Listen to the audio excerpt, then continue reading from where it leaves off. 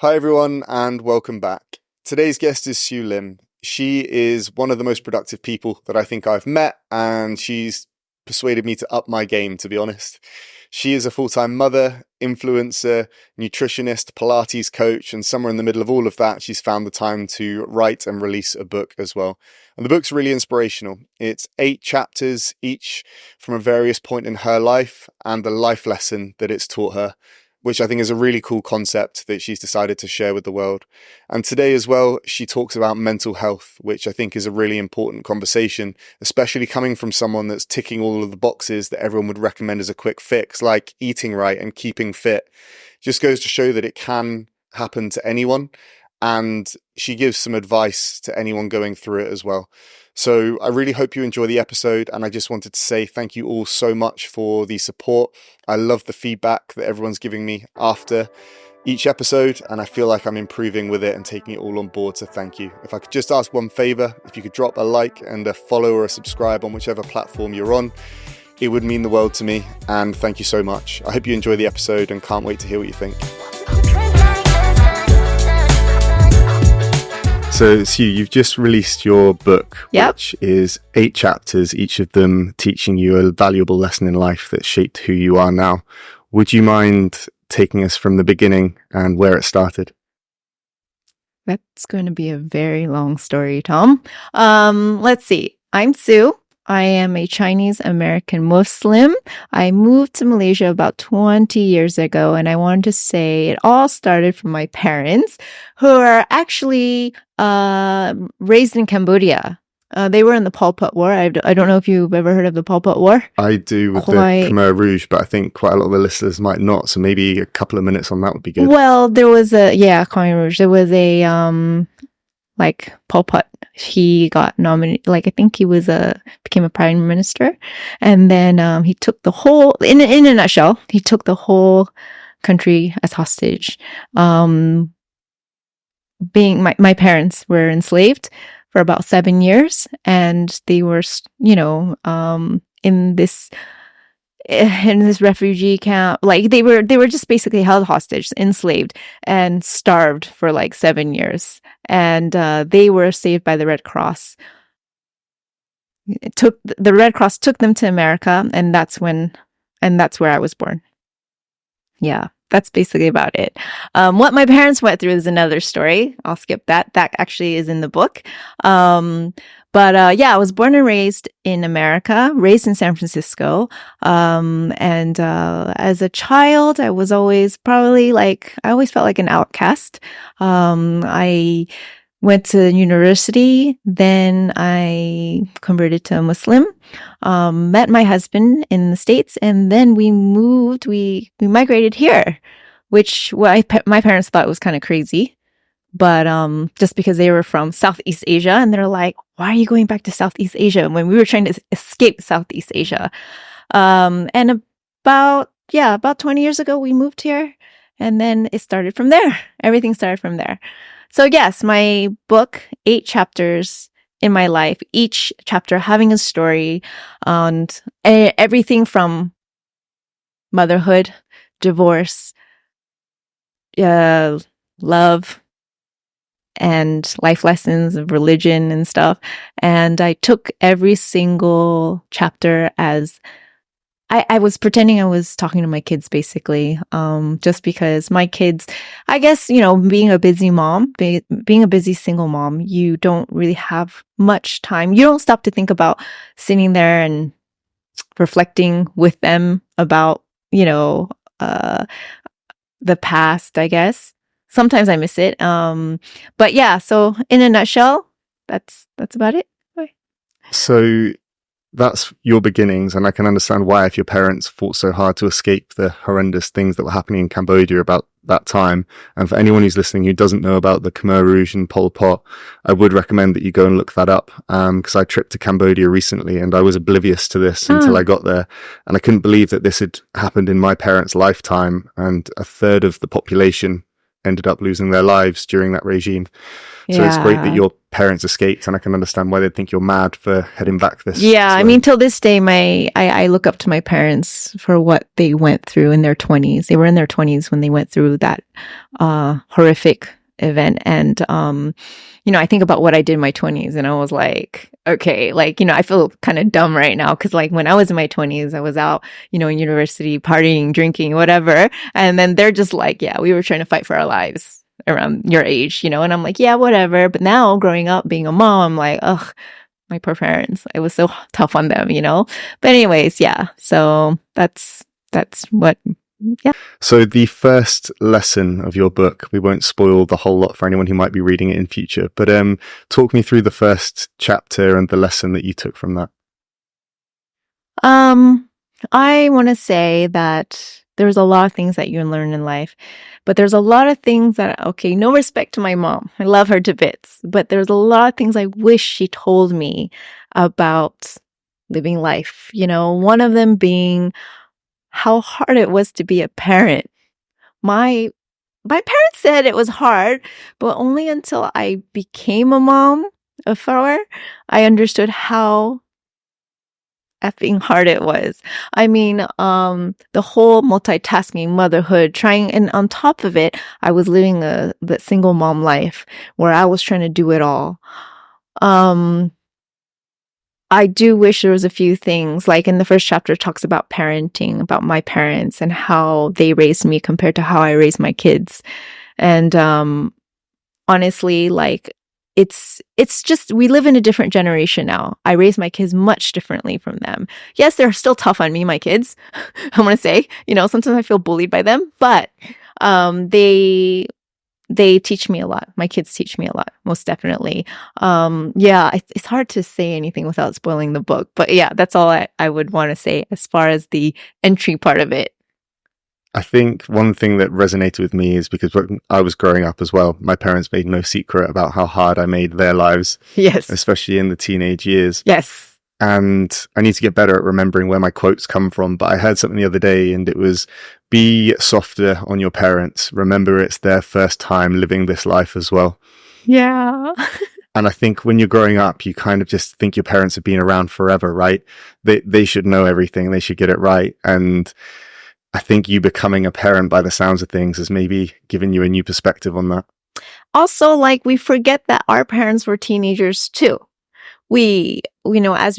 As I was a teenager, I was like, you don't understand me. You don't know anything. But I'm pretty sure my parents were thinking, what the F are you talking about? Of course I know, even though we lived in a completely different environment, we were raised in a different culture.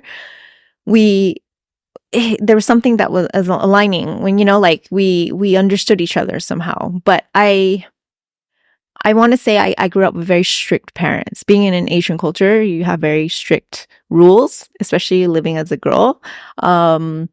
Whereas I don't treat my kids like, I don't think I'm that strict on them. I don't know. You might want to talk to them and they might say otherwise, but I don't feel like I'm strict on them. Reason being is because I found that being strict was not a way to do it with kids. The more strict my parents were with me, the more rebellious I was. So I definitely don't advise too much of a leash on our kids and telling them what to do, what not. Because as much as you try to tell them what to do, they'll always say, you don't know anything. Regardless what generation we're at, they think they know best. So I just leave it. You can let them learn. Just like how sometimes our friends or our family members will tell you what to do. You just go, no, I'm still going to do it anyways. I guess it's the rebellious part of us.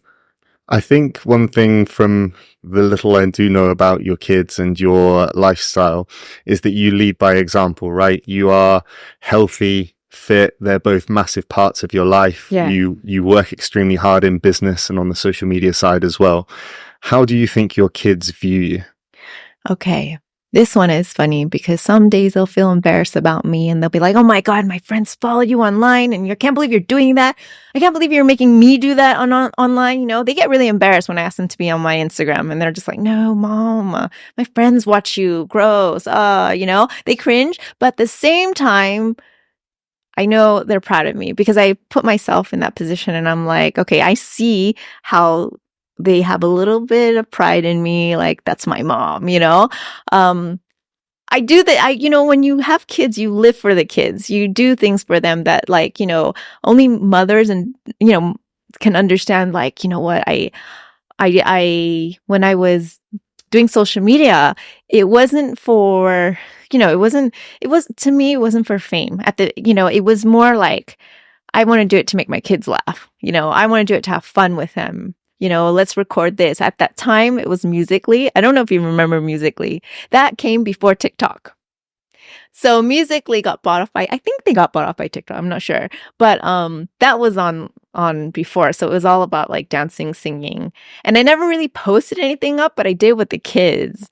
So eventually that turned into TikTok. And then we just did it together as a fun thing to do because we had good laughs and stuff. And that turned into a whole thing on TikTok. Till this day though, they're like, the funny story is that they don't really go on social media because their mom's on social media. That's a funny thing. I understand that because growing up, my parents owned a donut store. Till this day, I don't like donuts. So I don't know, maybe it's a thing. Overexposure to it. Yeah. Because that was going to be my next question, is how it has affected their use of social media. Because having the platform that you do, you'll obviously understand that there are great benefits from it, but it's got quite a dark side as well, right? Yeah. It's not always fine and dandy on that, like the grass, like you heard it before, the grass is always greener on the other side. And it's true. Whatever you see on social media, oh my God, you guys get along. No, of course we have our fights. Of course, I have teenagers. I have 2 teenagers now who are always against everything I say and do. People don't see that. People don't see how hard it is to raise these kids, even though. Sorry. Okay. That's not what I want to hear. Yeah. So sorry to have cut you off. Okay. So you were saying about how the social media obviously has the dark side, and people see you and the family and they just assume everything is perfect all the time. Yeah, and of course it's not. Of course, where we have our moments where we argue, and we have our moments even while we're filming, we argue, and then we get into fights, and like the siblings get into, they bicker at each other or whatnot. And we actually have to take a break. We take a break and then we get back into it. So sometimes when I do campaigns, I'm like, listen, this video I know is due today, but I can't give it to you today because we got into a fight and we're going to have to send it another time, But going back to your question on how fitness is a big part. It's probably a bigger part of me and us than social media is, because I think one of the questions you asked me earlier on was how it's part of my life and how I put in I prioritize fitness before. Meaning it's like a habit I do every day. I don't even have to second think it. And I think it's a very important part because of the fact that that's another chapter of my book is fitness. Not fitness, but more like body awareness. We were given this body we only have one body. We got to learn to take care of it. Whatever we input, whatever we put inside our body is, it has to be very nutritious, not just, I'm not talking about just food, but I'm also talking about mentally and emotionally and stuff. Like, we have to take care of it, because we have to guard it, and when I, go work out, when you surround yourself with the positive vibes, when you, consume food, it's all has to be good for you, because that plays an effect, that plays a role in everything, the overall outlook of things. And I always remind my kids that. Not just remind them, because as kids, you're just like, oh, my mom said this again. Okay, she keeps saying the same thing. But like you said, I practice what I preach. I feed them very healthy food, but not to say like, I cook a lot at home. Even though I cook a lot at home, they go behind my backs eating whatever they want, but they know that they're paying for it, because they're like, oh my God, my acne came out and I don't feel well, and et cetera, et cetera. But I think it's just part of, being a kid. But yeah. what you were saying about the social media and the fact that you're so big on that kind of scared them off it. Would you say that it's been the same with fitness and nutrition, or do they? Okay. Definitely when my son was younger, he was diagnosed with scoliosis, right? And obviously, being a Pilates instructor, I know Pilates is very good for this. I told my son to do some Pilates moves. He hated me for it. We even had our fights where, he walked out of the room, slammed the door in my face, and was like, I hate Pilates. I hate it that you're an instructor. I wish my mom was never a Pilates instructor, things like that. But he's now 18. So being an 18-year-old now, he's very grateful. He's very like, I'm really glad you pushed me, mom, even though I did push. And that's part of the job description is that, you push your kids into things that they don't want because it's good for them. But then you have to push them the right way, right? My kids definitely, of course, there were times where like, I don't want to do this, but you have to know what they love. Just because you love Pilates doesn't mean your kids is going to love Pilates. Just because you love football doesn't mean your kid's going to love football. You have to know that your child is a very different person than you, and you have to understand and respect the fact that they want to make their own decisions with things. So for me, at one point, I was just happy that, hey, you prefer horse riding, you prefer, what else? What else? All sorts. They're out climbing, badminton, whatever. That's your choice. As long as you keep the body moving, I'm all for it. And I'm always supportive of them. Every time they have like competitions and whatnot, I will attend, regardless how hot it is in Malaysia. So as long as the fitness is an element of it, then you're okay with it, right? Yeah. Have you had any issues with them trying to stick to hobbies that aren't good for them? I don't have an interesting story on that. No, I mean, there are times where, they actually love everything. I mean, there are more dangerous sports, but I think they know themselves. Yeah, they stuck with pretty safe things. It sounds like you're leading by good example. Yeah. Because my poor mother. Why? Well, it was always the hobby at 16 of getting drunk in a field and. Okay, yeah, I'm sure, honestly, I don't know about those stories. Yeah, I'm sure they have these stories and they'll tell me later about them. Exactly. But yeah. When they're not going to get in trouble, hey. And then, all kinds of boys will be boys kind of things. At one point, I'd broken so many bones as a teenager that social services had to check that I wasn't being abused. Yeah. Really? Oh, I'm sure your mom was real happy about that. Yeah, I definitely gave her more than her fair share of worry. You were in the UK while this all happened? I was, yeah. Oh, okay. Did you ever feel bad?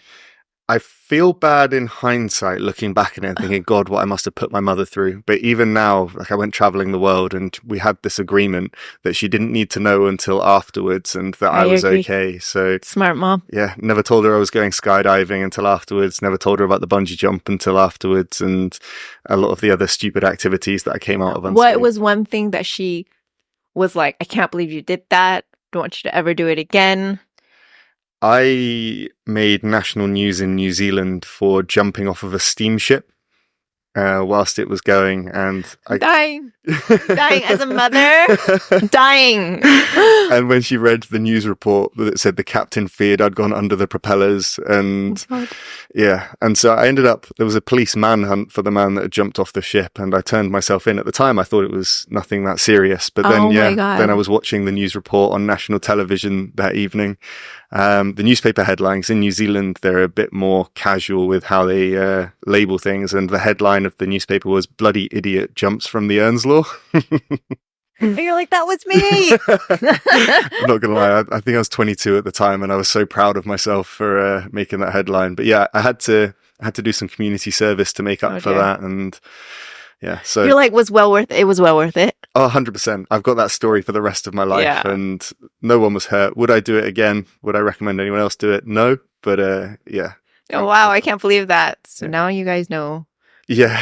What Tom went through. What my poor mother went through, yeah.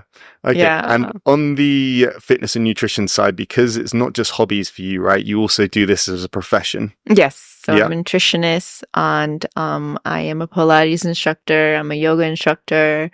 Yeah. Like fitness was such a priority in my life. Like when I was going through depression, and I was like nearly in the, like, I'm just like, I can't do this anymore. I can't do this life thing anymore. I found that I lived like fitness kept me alive. Not saying that like, okay, you know what, you're depressed, you should go work out. I'm just saying that this is what helped me.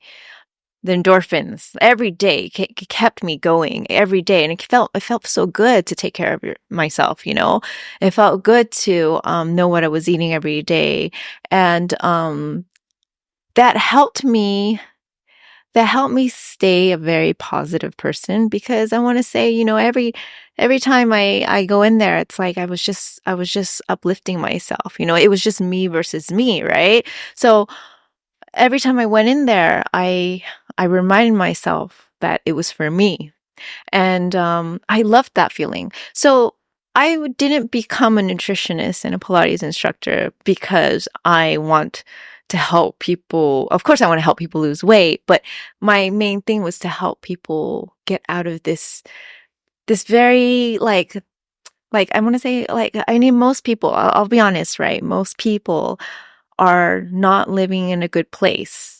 And sometimes they go do their fitness thing because, they get out of their shell and they feel good about themselves. And then that helps them. That helps maintain their happiness and the endorphins there. So I loved the fact that every time I taught someone, they felt so good after. That feeling of making someone else feel good, honestly, priceless. I didn't care how much I got paid. I just love the fact that I made someone else feel better about themselves. And it's not through, superficial things. It's more of like internal. I'm sure you've heard before, fitness cannot be taken away from you. Anything else can, but you're fit, you take care of yourself. That will live with you. Yeah. I think it's much easier to give other people advice that will make their lives better, especially if they're going through depression. It's easy to say, eat well, train, you'll feel better. I know from personal experience that when you're the person that you're trying to look after, it can be a lot more difficult. Yeah. And if you're already covering off those two boxes of eating well and training and keeping fit, and you're still in that low place, it's hard to know where to look next. What else in your life can you solve, right? And then that must have been hard for you. Yeah. And that is where a formula comes in. So that's why I'm saying that fitness will not solve all your problems. I'm just saying it was part of my formula. I had a certain formula. I needed religion in my life. I needed the family in my life.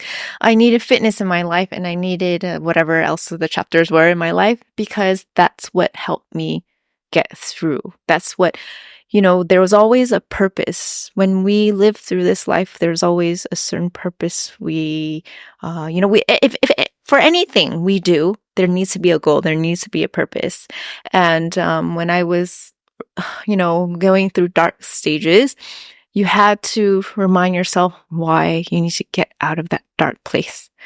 Like for me, it was my kids. For me, it was myself.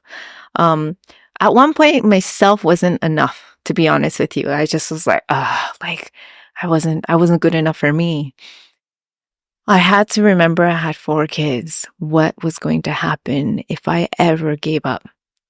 What was going to happen with my kids? Who was going to help them through? What if, they're going to go through their dark stage too? Everyone does. So who's going to help them through that? And that's why I ended up starting writing the book, because I needed to know what I went. I need them to know what I went through in order for them to get through their dark stage. And honestly, writing this book, I knew already they're not going to read it right away. I wrote this book honestly because I was going through a stage where it was COVID time. And during COVID time, we all had time. Everyone was looking for we're like, yeah. I started this book. And then I was like, yeah, I'm going to write a book. And then I realized, oh my God, it's so hard. It's so hard writing a book. It wasn't a caption I was writing on Instagram. It wasn't an essay. It was a book. And there were times where I was just like, what am I doing? Why did I do this to myself? I'm sure you've been through times before where you're just like, you start something and you're like, why was I crazy enough to start this? And I went through that so many times during this whole period writing this book. And so many times where I wanted to give up. But again, knowing the fact that my kids might not read it at the beginning, eventually they will, because they're going to go through their dark stages sometimes. And then I needed to remind them consistently that I'm here and that you will get through it. Because, you know, there are times where you're just like, I'm not going to get through it. You will get through it.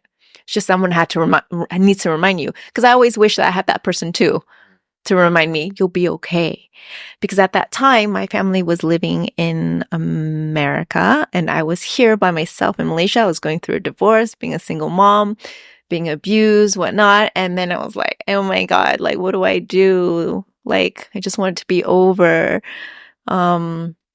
But if I had that one person tell me, you'll be fine, just go through this first and you'll be okay, I would have felt a lot better. And honestly, sometimes someone could be out there, could be reading my book, and I could be saying that to them, and they'll still be like, "No, cannot lah," right?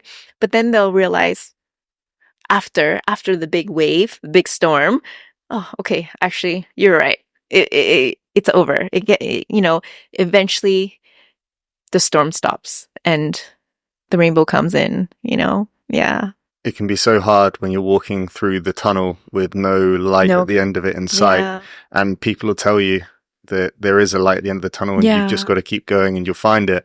And you have those doubts in your head, like, what if I don't? What if this isn't for me? And that's why for me, it was important to know that God was there, because they always say in Islam, like, God won't, God is the only person, or not person, and is the only entity. Yeah, that will not give up on you. And it's true, because you have to put trust in God. And I, at that time, it was the only thing I had, was the trust in God, the hope that I would just see a better light.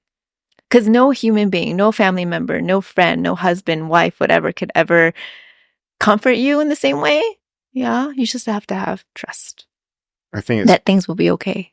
It's great that you've put that in writing and made that for other people, because it just needs to be as many stories of coming through it and coming out the other end out there, so that there's enough reinforcement for people that are going through it that this too shall pass. Yeah. How old were your kids when you went through this period? I want to say my eldest was about 10. He definitely hated me for it. He hated me for the divorce, because at that time he was only 10. As a 10-year-old, what's going? If you think about what you were going through when you were 10, you were with your friends, you were hanging out with your friends. You didn't really care about anything else. You wanted to play all the time. And because we were going through a divorce, we were going through this transition of like separation, moving houses, having a different lifestyle. He hated me for it, because he thought I was targeting him, trying to make his life unhappy. It's very hard for the first child to go through something like this, especially when they're at that age, because they always feel like my parents were meant to be, and they're meant to be together. And even up to the age of 18, he actually hoped that mom and dad were going to eventually be together.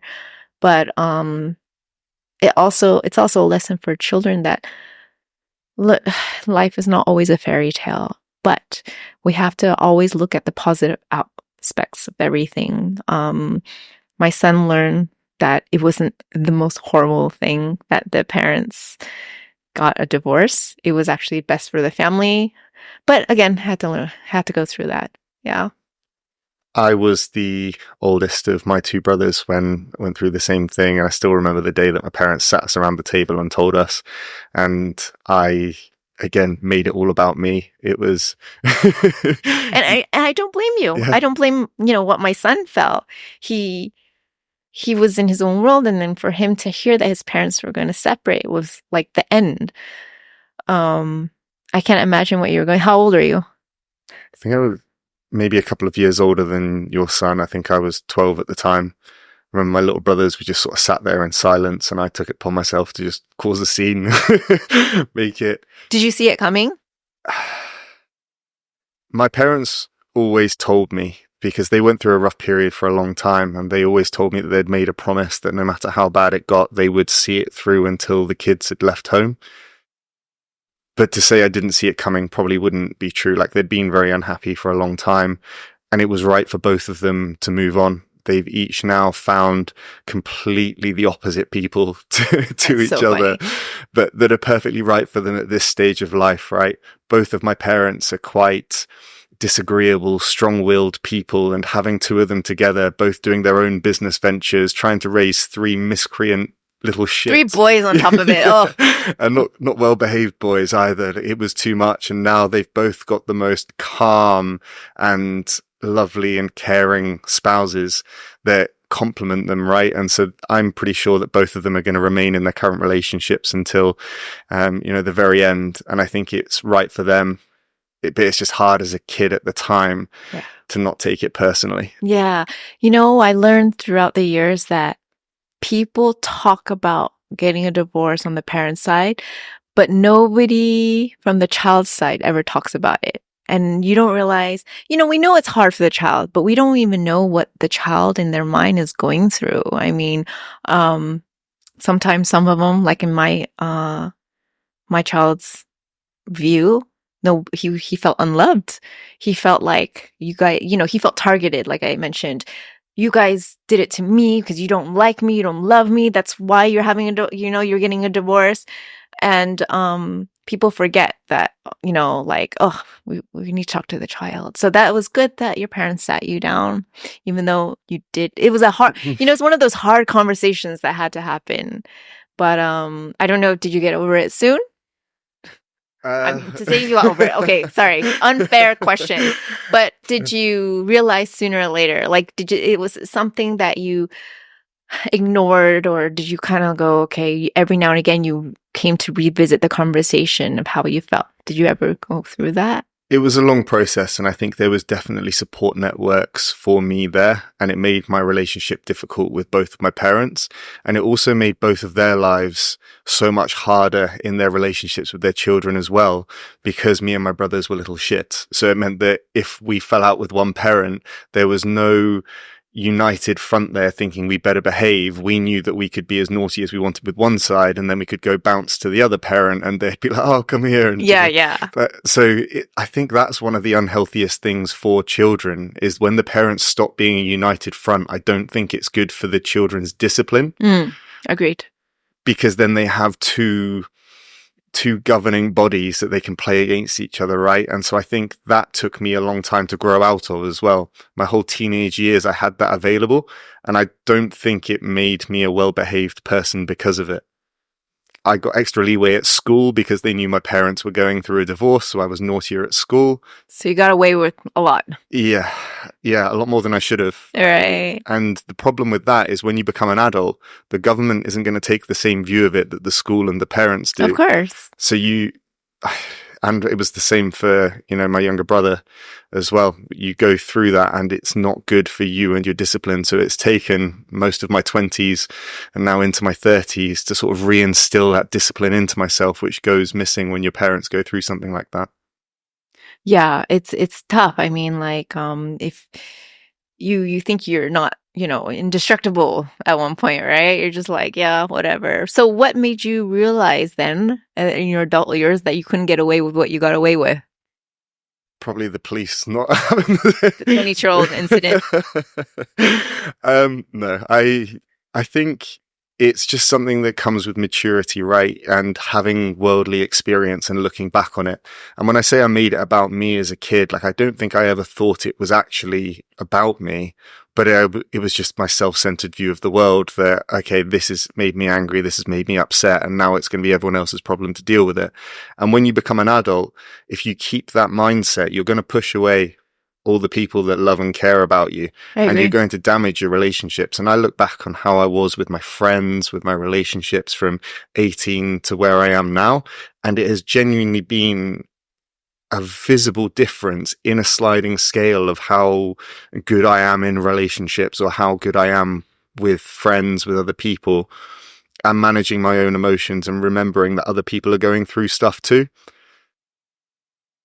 I know it was them, like my parents, that were going through the divorce, but I made their lives so much more difficult than I needed to. Glad you know that now. Through that period, because you don't stop to think, oh, my mum's probably really struggling with this right now. I'm confident that you're oldest will look back on this with the same view that I hope so. do. Yeah. Yeah. I mean, speaking for all single moms out there, I mean, it was hard enough having kids. It was hard enough struggling financially, but to combine them both together and having kids that were just blaming you for things that you felt like you had no control over, thinking that you do what's best. What's hard about a divorce is that you're doing what's best for you, but everyone around you, especially the kids, are like they make you doubt that. So then because of that doubt, you start getting a bit emotional and question yourself and question your decisions. And it's only when you get through this big hurdle that you realize, okay, that was all right, But I'm sure, that gave you a life lesson too. But again, my book does talk about that, about a divorce and how there's no right or wrong way to handle these things. People have a different template for it. You do what's best. Your instinct tells you what to do, I'm pretty sure now your mom's just like, glad that part is over. I feel relieved for her. I feel relieved for her too. And what we were saying earlier about children not understanding that their parents, it's their first time going through life as well. I think it's the same with emotional support. When I was a kid, I never thought, oh, my parents probably need, some emotional support from me because they are, they've been around forever, right? They're emotionally stalwart. They are not going to struggle. But then you become an adult and you realize, oh, and I'm sure there were points when you were going through that really hard period where all you needed was someone to just come up, maybe one of your kids, and just hug you and tell you that, they knew what you were going through and it was going to be okay. But... Yeah. They are definitely like that now. But to be honest with you, the first few years, it's all about, it's back to you versus you. You just kind of like pull through with it. Tell yourself, okay, I literally went day by day with these things. I didn't think about, for someone to ask me, what are your plans in the next month? I'll be like, I have no idea. I'm just trying to get through the day. And I'm going to try to get through the next day and the day after and the day after. You don't think further than that because it's so much of a struggle that you're just like overwhelmed by the fact that, oh my God, to think about what's happening in the next month, in the next year, you just, it's daunting. Yeah. So it definitely is. You just got to keep putting one foot in front of the other. Most definitely. And trust, as you say, in whatever is your driving force. And obviously for you, that was God. Yeah. That there will be another side. And yes, most definitely. Yeah. So if you have ticked off fitness and you've ticked off nutrition, for anyone else that's going through a tough time, is there anything else that you would advise them to be doing to see it through to the other side? I honestly, it doesn't, we're very complicated human beings and we always want more. And I always want to say that as a problem that we have. This is actually an issue, is that every time I was struggling, I wanted more. But the answer is actually very simple. You take care of yourself. For me, anyways, now looking back at it, take care of myself, trust in God, go with the flow, which is what I do now. And I find that life is just so simple now. I don't have to overcomplicate things. I used to overthink a lot about things. And that's, I want to say, what made things more complicated. If I want to go on vacation, just go on vacation. That's it. Don't overthink it. And of course, there's some structure behind all that. But when you're going through a dark moment, everything that goes up must come down. Everything that's down will eventually come up. It's a rule in life. Like it's never, but here's the thing. If you chose to be in that situation, you chose to be in that situation. No one else can help you out. There's times where I do meet friends or family members that are very depressed, but you try your very best to help them. But when they don't want to help themselves, if the person doesn't want to help themselves, there's nothing more you can do. And it's unfortunate, but it's the truth. And I've done it before where I've tried to put all my energy in that person that doesn't want to help themselves, thinking that I would make a difference. but I realized it's all on them. You know, when I was going through a very rough moment, a rough time, I wanted to get out of that situation. That want and that need to get out of that situation made me thrive the way, that I wanted to. But if you want to stay in that situation, if you tell yourself, oh my God, things are never going to get better. Things, it's one of those manifestation things. You got to tell yourself that you won't be stuck like this forever. You got to tell yourself you're going to end up pulling through. You'll be okay. It will be okay because it always is. It always is, Sometimes, we think that losing out on something is the end of the world, when in fact, it was a savior, and it was also something that saved us from something that made us do better. So if we lose a job, for example, trust me, I've been through those situations. Oh man, I look back at things and I'm like, that was the best thing that ever happened to me, Yeah, I'm sure you have a situation like that too. 100%. The same, the darkest period of my life was at 24 when I just felt lost and I didn't know which direction to go. And I went into, depression at that point. And what came out of that was I was trying so hard to find a direction that I just picked something and did it. And I went to university at 25 to just do something. And in hindsight, great. You had to hit rock bottom to bounce. Yeah. And if I hadn't, I probably would have been stuck in this region beta where my life wasn't bad enough to do something about it. Yes. So it can be a driving force. Unfortunately, to be honest with you, I think most of us had to hit that rock bottom in order to get back up.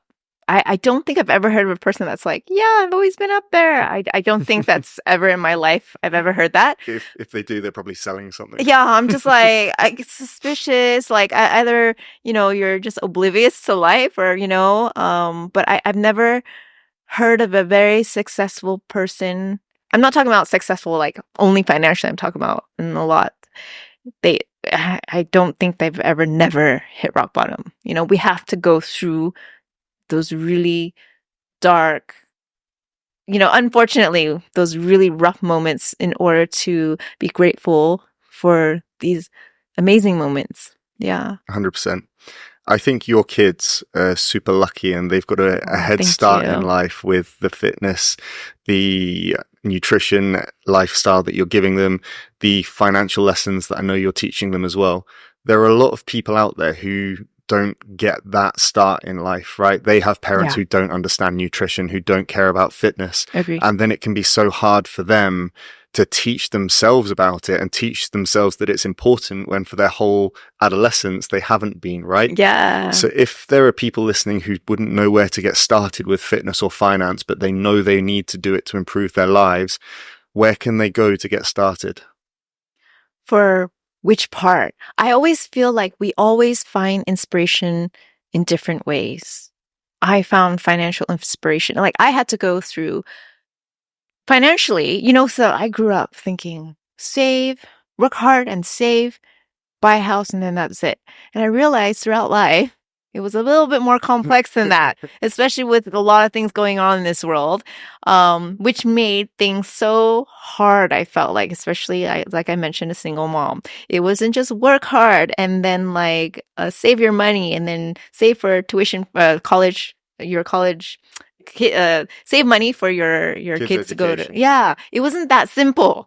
I mean, especially having 4, in this world. Comes with a price tag. It comes with a price tag. And I want to say that I had to learn that part from someone else. I had to learn the fitness from someone else. And one thing that I think all of us have in common, you and me have in common, is that we don't stop searching. We don't just find that one person and like, okay, we go through podcasts, we go through YouTube videos, we go through experiences, and then we'll find out who bullshits around, and stuff like that. And then we just got to go through it and then learn ourselves. So there's not the one thing or one person that I go through for things like this. It's just so many sources, I want to say, and I'm still going through it. Yeah. 100%, always developing. So give me one recommendation for nutrition. Where should someone start if they want to start eating healthy? Oh gosh, this is people ask me this all the time. how do I lose weight? Is it through Pilates? And I'm going to be like, no, it wasn't through Pilates that you lose weight. Yeah, it's in the kitchen 90% of the time. You can work out as much as you want to. And they're like, but you're never going to lose weight if you don't start eating healthy. And when I say eating healthy, this is, again, another topic we get into. The one advice, it's a hard one, okay? Is to lower, I'm not going to say stop because that's hard, to lower your processed foods. Because we live in a world with so much processed food. Everything around is processed. And I don't know if you know, of course, like nowadays cancer rate is up. All because, if you think about it, we have more processed foods. And even me trying to eat very natural and eat, cook from scratch and stuff, I still have something that's processed in there. And it's really hard. I'm not saying it's very easy, but if you could cut down all your processed foods, that will help you actually lose weight. Because naturally, when we eat food that are nutritious, we actually don't feel hungry anymore because the nutrition's there. So we'll never be like, craving for something. We will, not like if, you're on your period, what medicines, whatnot, but it lowers. So when I tell my clients this, that, just cut down your processed food, like, no, cannot. Because the first thing they'll say is like, cut out my carbs. I'm like, no, carbs is good for you. Eat your carbs. Yeah. Just saying you need to cut down on those potato chips, the whatever's in a bag that, you know what I mean? All those processed foods, I can't even begin to tell you. But then people, we can go around in circles in this. People are like, oh, but I don't have time to cook. And, I don't know how to cook and this and this. I understand. I feel like the people who don't really understand food, understand what they put in their bodies are the ones that have a hard time losing weight or keeping a very, stagnant lifestyle, because people think I'm always on a diet. I'm not on a diet. I'm like, I don't go on diets. I just eat healthy. And that is the one thing I have to tell people is that you can, they think that they got to work out more in order to lose more. And they're like, I don't understand this. I'm dumbfounded by why I gained 3 kilos. Yeah. To people who are currently eating like that, the change is the hard part. When it becomes your lifestyle, it's just routine. And if you're trying to change, going through that period, you will get cravings when you go from eating sugar every day to cutting it back to zero. You're going to probably get the shakes and the sweats if you're eating enough of it, and the processed foods as well. But through time off it, you'll have hedonistic adaptation and your baseline will set below. And I went on a diet for about 2 to 3 months before going to Bali because I was going to take my top off. So I wanted to look good. Yeah. And I said once we did this shoot that I was going to treat myself, and my friends had been eating, as you do on holiday, junk food for the first few days. And I was being good and saying, no. So when we finished the shoot, they ordered me a treat, and it was a packet of 8 cinnamon buns, just of various flavors. Went straight to a burger joint and had a burger and chips. And so I had a burger and chips, ate a cinnamon bun and a half. It literally made me sick. And it's because when you spend 3 months and you set your baseline back down to your body being used to you putting in these healthy things, then you don't crave that stuff so much anymore. And when you do have it, your body's like, what the hell is this? Yeah. It's true. And honestly, it's just a routine. And I'm not saying to cut down all your, craving, like your sugars and candies, ice cream, whatnot. I'm not saying that. I'm not saying cut it out completely. I'm just saying that you try to lower it down. Be mindful about what you put in your mouth, because that is, you are what you eat kind of thing, right? But it's the same for me. Like, people don't believe it when I'm like, I don't have any sugar cravings at all. Like, I literally don't. And they're like, I don't believe that. It's because I guess because I don't really crave dessert. Like, if I do, I'll have a fruit. And no, fruit doesn't get you fat because of the sugars. Like, there's so many myths out there. And it's just that we are conditioned a certain way to think a certain way. Like, and then food, it becomes unhealthy. Like, we have a bad relationship with food eventually. So, yeah, it's just a habit. I mean, taking away everything that we talked about in this podcast, the one thing I'd have to say is that writing a book, eating healthy, fitness, I had a routine in all this, in order to do all this, in order to write a book. By the way, remember how I said that I was in lockdown and I started the book, and now it's like 2000, almost 2025. Okay. And it's like, wait, hold on. You do the math. That's like 4 years. Wait, so it took you 4 years to write a book. Okay. Let me get back to that. Well, actually, it took me 1 year to 1 to 2 years to start the book. Then I stopped because I was like, this is so hard. And then I actually ended up meeting a publisher on the 4th year. And he helped me, encouraged me, and was he held my hand throughout the whole process to help me finish off this book. And that meant I needed a routine, fitness, a healthy eating lifestyle, writing a book, doing something good for yourself requires routine. And I will be like, you need a routine. There's no way I wrote this book going, I feel like it today, because I never felt like it. I never felt like writing that book. I was just like, it's a great idea, but why am I doing this? I had to, in my busy life, I had to put in some time. I had to make an appointment with myself, by the way, which is hard. Every Friday at 10 to 12, I had to sit there, no devices, nothing around me, just sit and write this book. Because even though it was about my life, it was still hard to write this book. I wasn't, writing Harry Potter. I don't even know how that author went through that, because I'm like, gosh, I'm writing a book about myself, and that's already hard. But every Friday morning, I had to commit myself to writing this book. Every day for an hour, I have to commit myself to working out.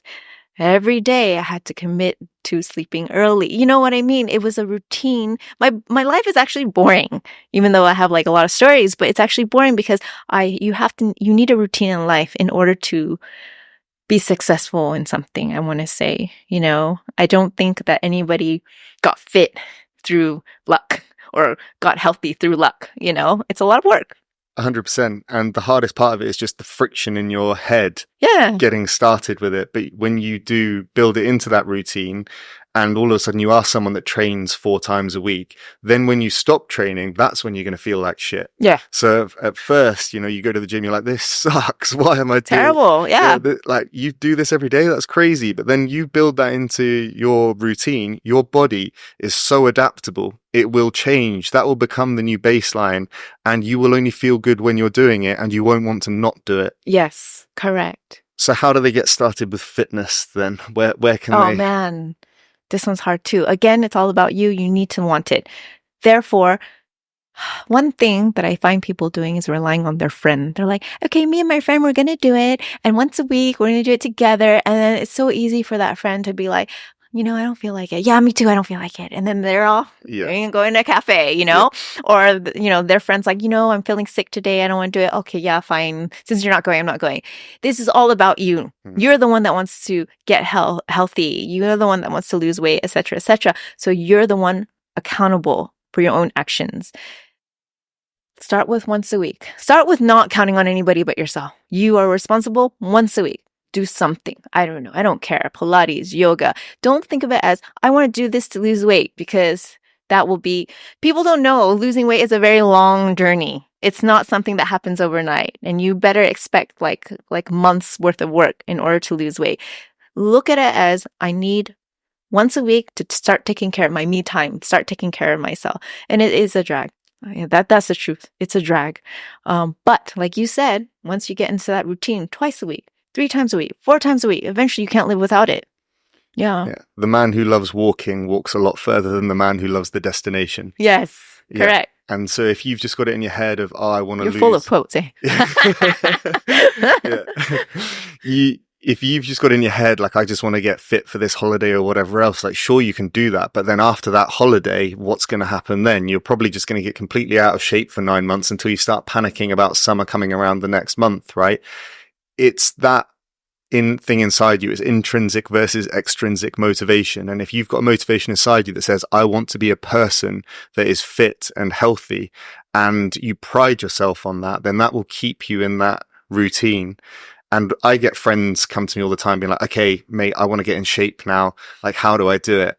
And what I've learned to do is just, instead of answering it, I ask them some questions like, why? How bad do you want to be in shape? And if they don't have something inside them that is saying, I want to change my life right now, I'll palm them off with some fitness guide or something like that. They're saying, like, I'm just not happy with who I am as a person. I want to become someone that's fit and healthy for my kids, for my family, or something like that. I will give them all the time in the world because I know that they're going to achieve it because they've got that thing inside them that is driving them, rather than something of, oh, my jeans don't fit right now, so I just kind of want to change for that. Yeah. It's easy because we live through this world of Instagram, social media, and, magazines, YouTube, whatnot. We just see the celebrities and we use them as inspiration when they're like not, sometimes they're not real. Sometimes they only worked out like that for 3 months for that moment kind of thing. And then people get delusional and they're like, that's what I want to look like. And I'm like, listen, you have to have the right intention to start off with first. This 6-pack will eventually come. Like, you know what I mean? The guns will eventually come. It's just that you can't make it like, okay, like I want that and that's my goal. You have to have more of an internal reason, taking care of yourself, not wanting to die at a young age. Like, for example, I'm just saying, it's a hard truth. Yeah, it's a hard truth. And I repeat myself all the time. Being a Pilates instructor, I'm also a therapist. No. I listen to people's stories all the time, and I just feel like I say the same thing. I'm a broken record player for my kids and adults, and I'm just like saying the same thing every time. And it's no magic formula. It's not a magic formula. It's this, like I said, it's a boring routine that I do every day. That that is not a secret. It's just something that's consistent. 100%. And last of the 3 pillars that I'll touch on is finance. And I know that's a much broader net, yes, and everyone's got to find their own niche to achieve that, right? But you have been through some really hard times of separation. You funded 4 very expensive children as well. For people that are looking to set out on a career for financial freedom, how have you achieved it? And what would you say to them? Oh, you know what? I'm still on that journey, FYI. Yeah. But I've learned that base of like finding more than one stream of income. I've definitely learned that. I grew up, I think at 18, I read Robert Kiyosaki's book. Rich Dad, Poor Dad. I was like, this is not what my parents taught me. Like, so out of it. I actually, at one point, I was a real estate agent in the States, and then like I learned to make money. I lost that money very quickly because I took it for granted. Then I had to work, I did it the hard way by working a 9-to-5 job. And then, I had to learn the value of having a job and working hard, saving, like my parents said, but at the same time, I had to, like they said, work smarter. So I did find different streams of income, which was why I did Pilates and why I became a social media influencer, doing campaigns for people. I found different sorts of jobs, use that money, invest in different various investments, not just one. I had different sorts of investments. I definitely lost money. So I had to find, and when people are like, well, where do you invest? How you invest? Da, da, da. I'm not a financial advisor. That's why I hired one. So that's one thing that like I had to learn, was that like I couldn't do it all on my own. I needed a financial advisor to help me through it, regardless how much, he or she took, because I didn't know anything. And I had to just trust this person. And now my son is actually doing a lot of financial stuff and like crypto and on. I'm like, okay, fine, you do you. And then so he's actually learning it with me, all these financial like, challenges, whatnot. But I want to say I'm not there yet. I would like to get there eventually, but it is, I want to say, a never ending story. But one thing I did have to learn was I had to learn to be happy with what I had, because technically we don't think about this, but we're richer than like so many of the population in the world, but we keep wanting more. And it's making us so like lose the plot of the story, I want to say. Some days I have to stop and think about that, but yeah, end of the day, I have no answer for that one. That one I'm still working on. Still on the journey. Yeah. Great. Well, if people want to get your book, Siu, where can they find it? They can find it on Shopee, and then soon, by the end of this month, should be in MPH and some other bookstores. Awesome. And I'll pop your links into the description below if people want to follow you for fitness and nutrition tips as well. Thank you. Is there anything else you wanted to add to sign off? No, I'm okay. Thank you for having me on. Thanks so much for coming on, Siu. Yeah. Cheers.